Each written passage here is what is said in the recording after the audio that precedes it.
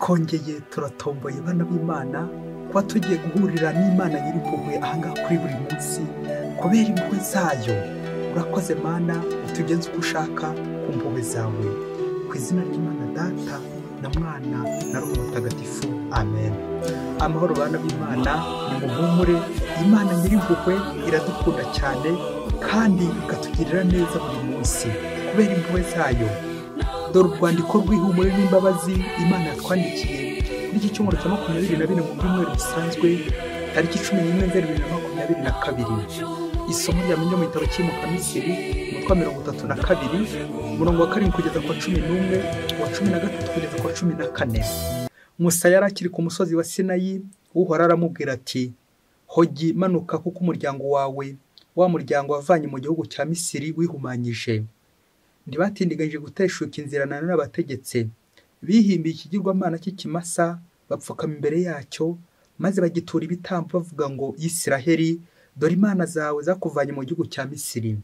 Uhoraho abwira Musa ati: ndabona neza ko uyu muryango ufite ijosi rishingaraye. Ubu ngubu noneho ndeka, maze uburakari bwanjye bugurumane mbarimbure, nyamara we nzakugira ihanga rikomeye.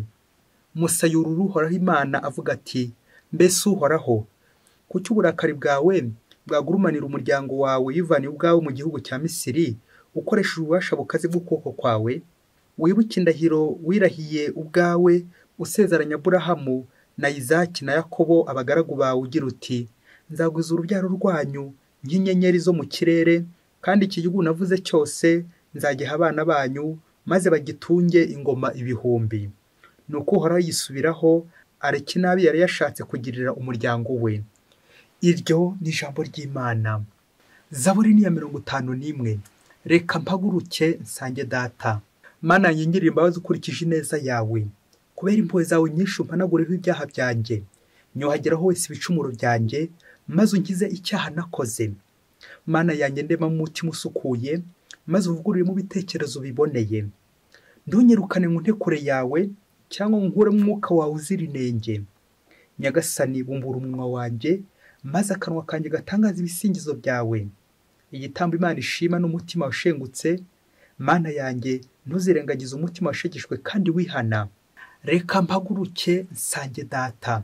Isomo rya kabiri ni ry'umumaro ya mbere Pawulo Mutagatifu yandikiye Timote, umutwe wa mbere umurongo wa 12 kugeza kwa 17. Bavandimwe, ndashimira cyane Kristo Yezu umwami wacu wampaye imbaraga, kuko yasanze nkwiye kwizerwa, maze akantorera kumukorera. Ngewe wahoze ndi umuntu utuka Imana, ngatoteza abayo, nkaba umunyarugomo. Ariko nagiriwe imbabazi, kuko ibyo nakoraga nabiterwaga n'ubujiji, ntaragira ukwemera. None ingabire y'umwami wacu yambayemo igisagirane, nsenderezwa ukwemera n'urukundo ruri muri Kristo Yezu. Dore ijambo rigomba kwizerwa kandi rikwiye kwakirana ubwuzu na bose. Nuko Kristo yaje ku isi kugira ngo akize abanyabyaha, muri bo nge nkaba uwa mbere. Kandi kuba naragiriwe imbabazi ni ukugira ngo Kristo Yezu ahere kuri jye, maze yerekane ubuntu bwe bwose, bityo ngire urugero rw'abagombaga kuzamwemera bose bizeye ubugingo bw'iteka. Umwami w'ibihe byose ari we Mana imwe rukumbi, ihoraho kandi itagaragara, naharirwe icyubahiro n'ikuzo uko ibihe bigenda bisimburana iteka, amen. Iryo ni ijambo ry'Imana. Nyagasani Yesu nabane namwe. Amagambo mu Ivanjili ntagatifu yanditswe na Luka umutwe wa 15 umurongo wa 1 kugeza kwa 32. Muri icyo gihe abasoresha n'abanyabyaha basanga Yesu bose bashaka kumwumva. Abafarisayo n'abigisha amategeko batangira kwijujuta bavuga bati: uyu muntu uko yakira abanyabyaha akanasangira nabo? Nuko Yesu abacira uyu mugani ati: ninde muri mwe wagira intama 100, imwe muri zo yazimira, ntasige za zindi 99 ku gasozi, akajya gushakashaka yazimiye kugeza igihe ayiboneye? Iyo amaze kuyibona yiterera ku bitugu yishimye. Yagera iwe agakoranya inshuti n'abaturanyi, akababwira ati: nimuze twishimane, kuko nabonye intama yanjye yari yazimiye. Ndabibabwiye ngo uko umunyabyaha umwe wisubiraho azatera ibyishimo mu ijuru birenze iby'intungane 99 zidakeneye kwisubiraho. Cyangwa se nire mugore wagira ibiceri 10, kimwe cyatakara ntacana itara ngo akubura inzu ashakashake kugeza igihe akiboneye? Iyo amaze kukibona akoranya inshuti n'abaturanyi, akababwira ati: nimuze twishimane, kuko nabonye igiceri cyanjye nari natakaje. Ndabibabwiye nguko abamarayika b'Imana bazishima kubera umunyabyaha umwe wisubiyeho. Arongera ati, umugabo yari afite abahungu babiri. Umuto yabwira se ati, dawe, mpa 8 ungenewe. Nuko se abagabanya ibye. Hashize iminsi mike, umuto yakoranya ibyo byose ajya mu gihugu cya kure. Nuko atagaguriza ibye yibera mu maraha. Amaze kubitsemba byose, muri icyo gihugu hatera inzara ikaze. Nuko aratindahara. Nibwo agiye gusaba akazi umuturage w'icyo gihugu, amwohereza kuragira ingurube mu isambu ye. Yifuzaga kuba yahemburwa n'ibishishwa ingurube zaryaga, ariko ntihagire ubimuha. Bigeze aho aribwira ati, nyamara se kwa data hari abakozi bangana iki, barya bakanasigaza, naho ngewe nicirwa inzara hano? Reka mpaguruke nsange data mubwire nti, dawe, nacumuye ku Mana no kuri wowe. Singikwiye kwitwa umwana wawe, none ngira nk'umwe mu bakozi bawe. Nuko arahaguruka asanga se. Akiri kure se aramurabukwa, yumva impuhwe ziramusabye. Ariruka ajya kumugwa mu nda, aramuramutsa amusomagura. Nuko umwana aramubwira ati, dawe, nacumuye ku Mana no kuri wowe, singikwiye kwitwa umwana wawe. Naho se abwira abagaragu be ati, vuba muzane ikanzu nziza cyane, muyimwambike, umwambike n'impeta mu rutoki n'inkweto mu birenge. Muzane ikimasa cy'umushishe mu kibage, turye twishime, kuko uyu mwana wanjye yari yarapfuye none yazutse, yari yarazimiye none yatahutse. Nuko batangira kwishima. Icyo gihe umwana w'imfura yari mu murima. Arahinguka, ageze hafi y'urugo, yumva baririmba, umudiho ari wose. Nuko ahamagara umwe mu bagaragu, amubaza ibyo ari byo. Undi aramusubiza ati, ni murumuna wawe wagarutse.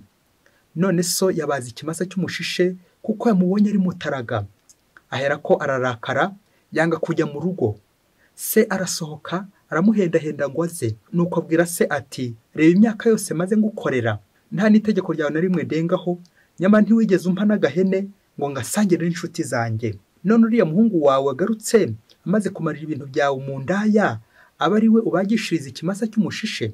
Nuko se aramusubiza ati, mwana wanjye, wowe iteka tuba turi kumwe, kandi ibyanjye byose ni ibyawe. Ariko byari ngombwa rwose ko dukora umunsi mukuru tukishima, kuko uriya muvandimwe wawe ureba yari yarapfuye none yazutse, yari yarazimiye none yatahutse. Iyo ni ivanjiri ntagatifu. Yesu nyirimpuhwe, shimwa warakoze, impuhwe zawe Yesu nanjye zangezeho. Impuhwe zawe Yesu nanjye zangezeho. Bakristo bavandimwe, Yesu Kristo akuzwe. Impuhwe z'Imana niziganze iwacu, wowe mu rugo rwawe, mu rugo rwanjye, Nyagasani hasakaza impuhwe ze n'imigisha ye. Amen, amen. Impuhwe za Yesu nanjye zangezeho. Bakristo bavandimwe, kuri iki cyumweru cya 24, Imana tugira ubuntu bukomeye cyane n'impuhwe zayo. Ubwo hamwe n'amasomo matagatifu aryoshye cyane, tujya kuzirikana ku ngingo iri mu ijambo dukunze gukoresha buri munsi, dutabura yewe twaba twapfuye, yitwa impuhwe cyangwa imbabazi. Mu ngingo igira iti, impuhwe zawe Yesu nanjye zangezeho. Uwambaza uko nakwita iki cyumweru, nakita icyumweru cy'impuhwe. Ni koko bakristo bavandimwe, uriho nanjye ndiho kubera impuhwe z'Imana. Tekereza urugendo rwose wakoze. Tekereza ibyo Imana yagushoboje byose. Tekereza aho wavuye, uko wavutse, n'uko wakuze, n'uko uriho kugeza ubu ngubu. Nusubisoma neza, uraguza gusanga ari ijambo rimwe gusa rigarukamo. Impuhwe z'Imana, c'est la grâce divine, la miséricorde de Dieu. Izo ni impuhwe z'Imana, n'ukubera Imana, ntukagire ngo ni ku bwawe. Umuhanga aravuze ati, la couleur de l'amour, c'est le pardon. Ngo ibara ry'urukundo ni impuhwe n'imbabazi. Ngiki ijambo tujye kwibandaho, impuhwe cyangwa imbabazi. Ibyo nibyo biranga umubyeyi, bikaranga mwarimu, bikaranga muganga, bikaranga umukoresha, umubosi. Impuhwe, ijambo impuhwe niribura mu kazi kawe uzitahire. Impuhwe zawe Yesu nanjye zangezeho. Izi mpuhwe nizo zageze ku Bayisiraheli, Imana ikababarira. Izi mpuhwe kandi nizo zageze kuri Paulo, nuko Imana ikamugira neza, yarahoze atoteza kiliziya, none niho uri kwivuganira. Impuhwe za Yesu kandi, impuhwe z'Imana nizo zageze kuri umwana w'ikirara, none aragarutse ku mubyeyi. Kubera impuhwe z'Imana, impuhwe zawe Yezu nanjye zangezeho. Ngiye intero tugomba kuririmba twese uyu munsi, impuhwe zawe Yezu nanjye zangezeho. Ubwo muri aya masomo y'uyu munsi tuza kureba ibintu bibiri, turaza kureba ibyishimo Imana igira ndetse n'abana b'Imana bagira ibyishimo kubera iki umunyabyaha ubugarutse ku mpuhwe z'Imana. Ariko tuzaza kureba irindi jambo rya kabiri, umubabaro abakontresigise bashobora kugira, byumvikane shitani ashobora kugira n'abambari be. Kuko impuhwe z'Imana zimeze nk'umuriro uba uri gutwika shitani. Nawe tekereza ikintu gishobora kubabaza nyine shitani ni impuhwe, ni imbabazi. Iyo watanze imbabazi, iyo wasabye imbabazi, burya shitani biri gukubita agatoki ku kandi yakurakariye. Ayinya, ariko se niba uri mu biganza by'Imana muvandimwe, ntacyo waba. Humura, Imana iri kumwe nawe. Impuhwe zawe Yesu nanjye zangezeho. Twumvise mu isomo rya mbere uburyo Abayisiraheli bagomye bakora ibyaha, baramya ibigirwamana, none Imana yari yiyemeje kubarimbura. Ariko twumvise akantu keza cyane, uburyo Musa Imana igiye kumuha faveri, imubwira ko ari ugiye kurokoka, ariko Musa akoze ikintu kiremereye cyane kandi cyiza, arataka agatakamba, agatakambira abanyabyaha. Twumvise uburyo Imana imwumva. Ni koko abakristo bavandimwe, iyo uri mu gihe cy'inema z'Imana, etando grace, wicujije witwara neza, urasenga Imana ikakumva. Iyo wasabye penetensiya, iyo witwaye neza, isengesho ryawe rigera ku Mana vuba vuba gira irya Musa. Mbese twumvise uburyo Musa atakambira imbaga, none Nyagasani aramwumvise, Uhoraho yisubiyeho. Igihano yaragiye kubahereza, none birangiye abababariye, basubiye mu murongo w'Imana. Amen, amen, amen. Urakoze Nyagasani kubabarira Abayisiraheli, kubabarira twebwe abanyabyaha, ukatugirira impuhwe. Ni koko abakristo bavandimwe, nk'uko igisimwa gakiza gaturika ibitwibutsa, icyaha ntabwo gihamagara mbere na mbere igihano, ahubwo icyaha gihamagara impuhwe z'Imana, imbabazi z'Imana. No muri gatigisimwa kiza gaturika haranditse ngo, iyo bavuga ku cyaha baravuga ngo le péché et la miséricorde, icyaha n'impuhwe. Ntabwo bavuga le péché et la punition, kuko twebwe abantu nitwe twavuga gutyo ngo icyaha ndetse n'igihano. Ariko Imana yo buri gihe bavandimwe, icyaha ndetse n'imbabazi. Usibye twebwe abantu duhana abandi, tukabihanangiriza, tukabana twihanukiriye, ariko Imana yo iraduhana idukosora nyine nk'umubyeyi, umubyeyi uhanura umwana we. Imana iraduhana iduhanura. Amen, amen. Ni koko iyo ngiye gusanga impuhwe z'Imana ngomba kugenda niyoroheje, nkagenda mfukamye, kuko twabyumvise muri Bibiliya Zaburi agira ati, reka mpaguruke nsange data. Nimusanga biragenda gute? Ndamusaba imbabazi, ndicisha bugufi, ubundi ambabarire rw'amakosa yanjye. Nyagasani uramutse witaye ku byaha byacu, ninde warokoka? Mu isomo rya kabiri turumva Pawulo nawe wasazwe n'impuhwe z'Imana, impuhwe za Yezu nawe zamugezeho. Ubwo Pawulo yahoze atoteza kiliziya, nanjye kuvuga akagambanira kiliziya y'Imana, akaba umwana utemesha yicayeho. Aha, Pawulo nawe byagize igihe atoteza kiliziya, ariko turamwumva uyu munsi ashimira Imana ko impuhwe za Yezu nawe zamugezeho. Ubwo anandikira Timote akamusaba gukomera ku Mana, ubwo yagize ati, dore ijambo rikwiye kwizerwa kandi rikakirana ubwuzu, nuko Kristo yaje ku isi kugira ngo akize abanyabyaha, muri bo nge nkaba uwa mbere. Amen, amen, amen. Impuhwe za Yesu zageze kuri Pawulo, impuhwe za Yesu nanjye zangezeho. Nta gitangaje abakristo bavandimwe nko kubona uri umunyabyaha agarutse mu nzira nziza, noneho agatangira bundi bushya, agakorera kiliziya, agakorera n'abayo. Un pécheur converti, ibyo byose bitera ibyishimo. Kurura ifoto y'umuntu wari umugome, y'umuntu watotezaga kiliziya, ariko yajya kugira gutya ku minota ya nyuma, ukabona ngo yaraje ni uri kurwana ishyaka rya kiliziya. Abo ngabo bisunga nyine Pawulo mutagatifu. Ese mu Kristo muvandimwe, wowe ntaho ukiri kurwana ishyaka rya sekibi, aho kurwana ishyaka rya Yezu? Aha, tega amaboko nanjye ndayateze kugira ngo twakire impuhwe z'Imana. Impuhwe zawe Yesu nanjye zangezeho.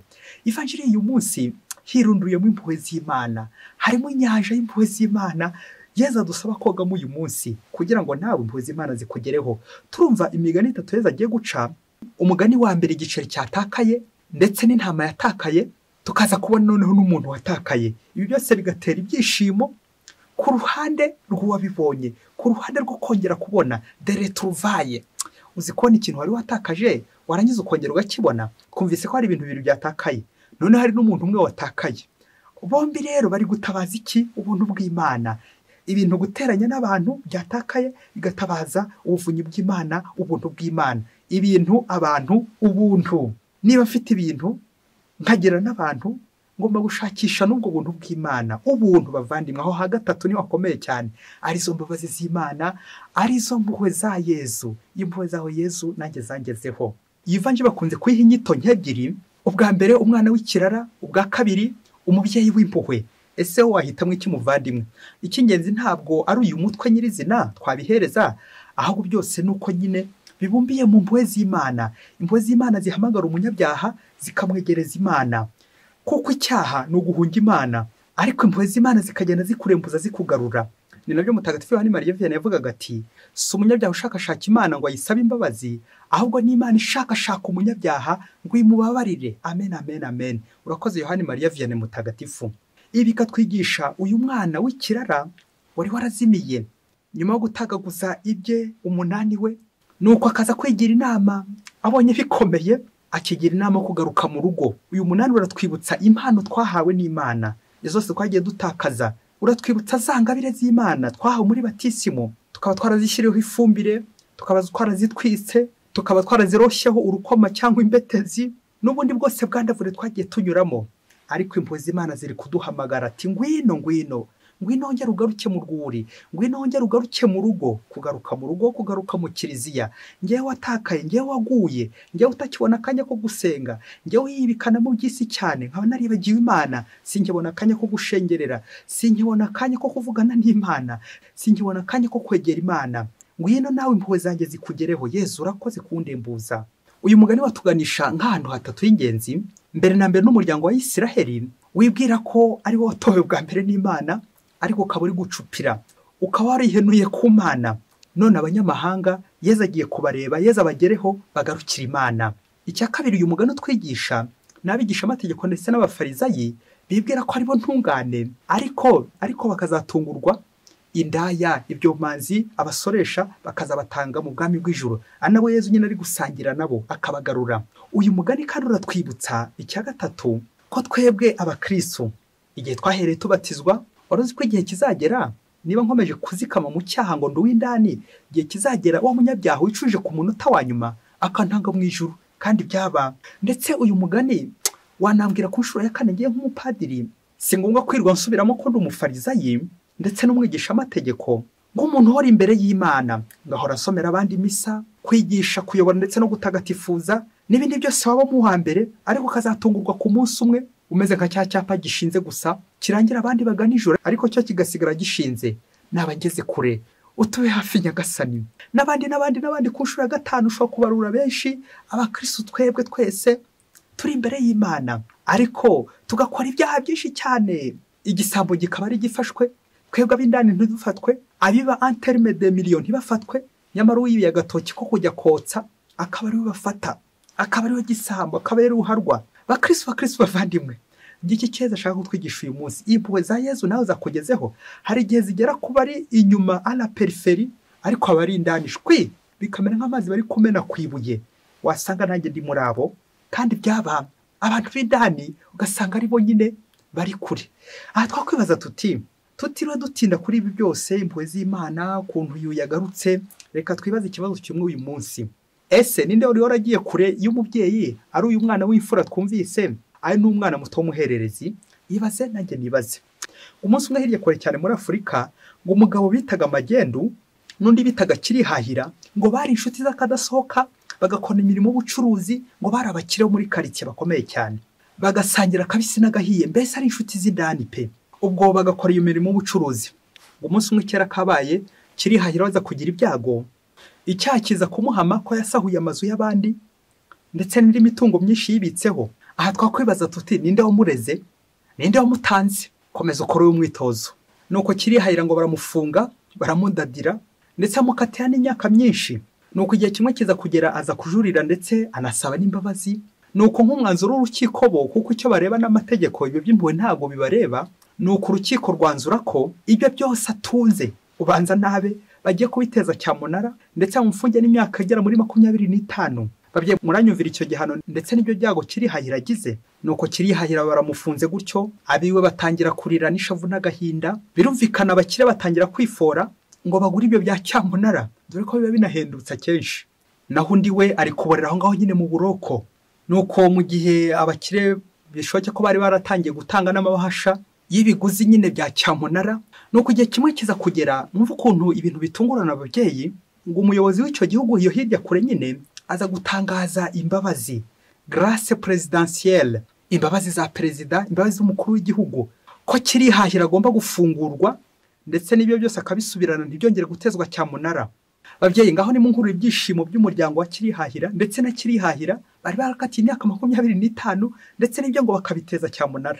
Nuko umuryango utangira wishima, inshuti n'abavandimwe rwose barabyina barishima bavuza impundu. Ngaho umubyeyi fora uburyo Magendu nawe yagiye kwakira umunywanyi we avuye muri prison kandi akishimira izo mpuhwe cyangwa izo mbabazi za perezida, agira umunywanyi we kirihahira. Mbega ibyishimo. Nuko rero kera kabaye ngo Magendu aza guhunga ngo batamufunga se mu kigwi cy'umunywanyi we, urashinyagura. Oya, Magendu rero mu gihe bari kuvuga ko bagiye guteza cyamunara iby'umunywanyi we bya kirihahira, burya niyo wari ubyihishe inyuma rwihishwa, niyo wari waratanze amafaranga menshi mu ibahasha ndetse yashyira kuri konte ya leta nyine. Ibyo byose abikora rwihishwa kuko yarazi amabanga yose yarazi amabanga yose ya kirihahira.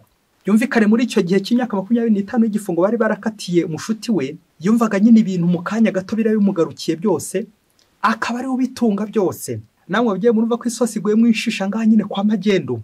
Nuko Magendu arababara cyane, nuko aratarongera ahunze, bishoboke ko yaragiye kwiyahura. Namwe murumva akakayabo k'amafaranga kose yari yarashyizemo ngo ni ujye gufata nyine ibi bya cyamunara kandi rwihishwa, none nyine ari amafaranga arayahombye, none umushuti we arafunguwe. Urumva ko agiye kugenda nyine ababayaho mu buhungiro nyine.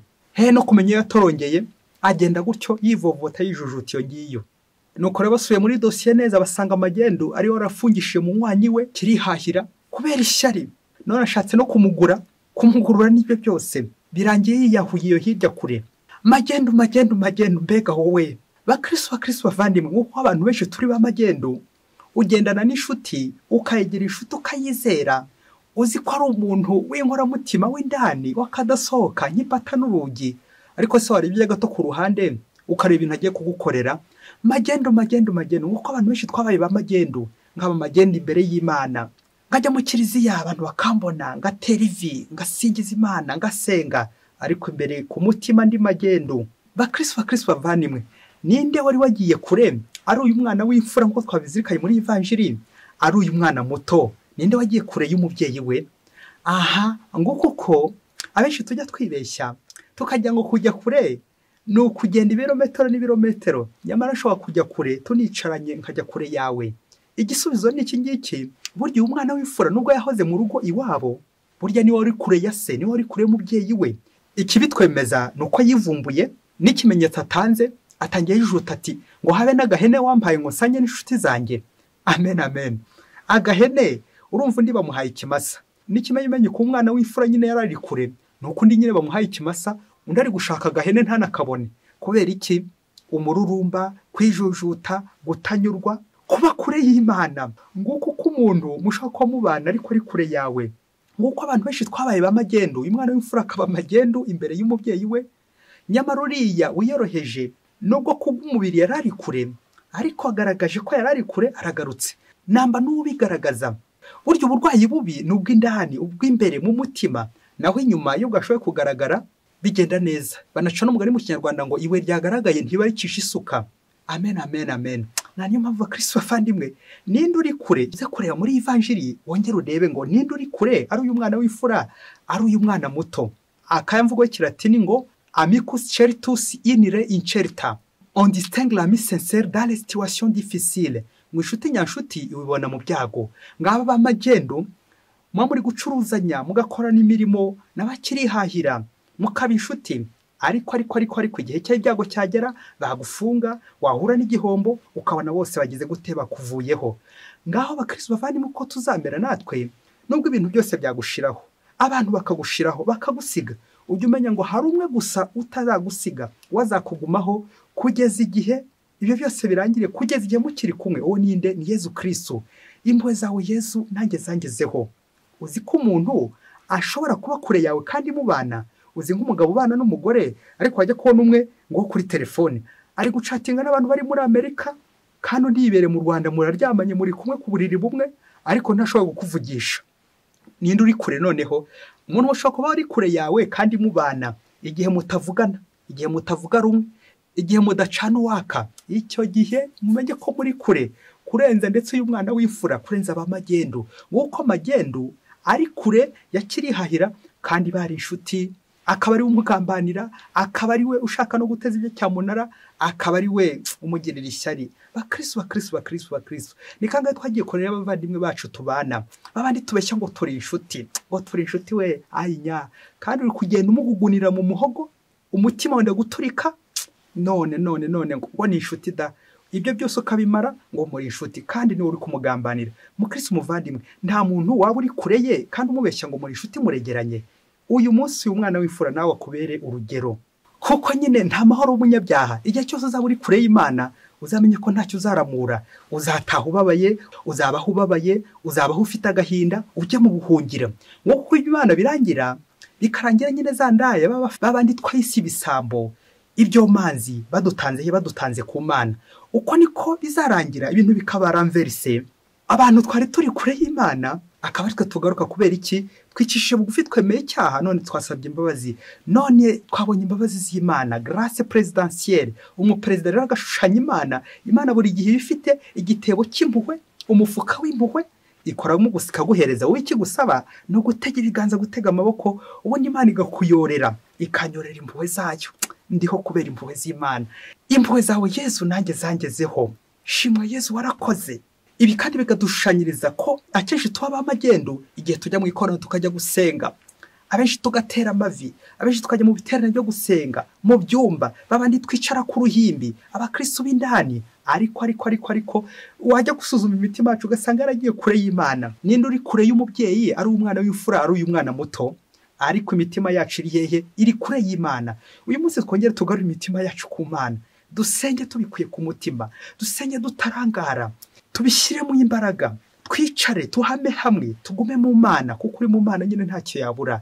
Yesu warakoze, impuhwe zawe Yesu nanjye zangezeho. Amen.